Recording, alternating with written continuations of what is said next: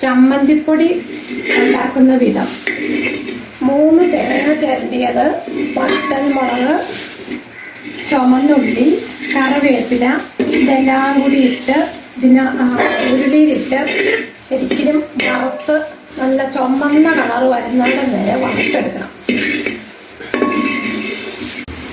തേങ്ങാ ചമ്മന്തിക്ക് ആയിട്ടുള്ളത് പകുതി മൂപ്പായിട്ടുണ്ട്. ഇനി ഇച്ചിരി ചുമക്ക വരണം. വാങ്ങാൻ പോവുകയാണ്.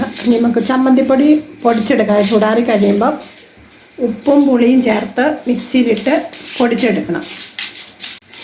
ചമ്മന്തിപ്പൊടിക്കുള്ള ഐറ്റംസ് എല്ലാം റെഡിയായി. ഇനി നമുക്കിത് മിക്സിയിലിട്ട് പൊടിച്ചെടുക്കാം.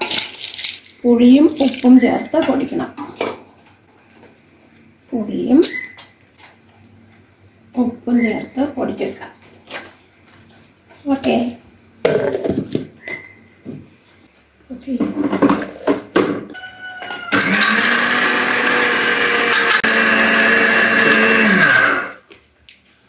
നല്ലതുപോലെ പൊടിഞ്ഞിട്ടുണ്ട്. ഇത് കണ്ടോ, നല്ലതായിട്ട് പൊടിഞ്ഞു.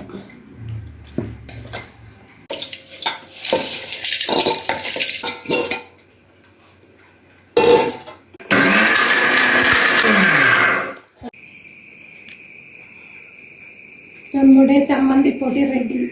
ഓക്കെ, ടാറ്റാ.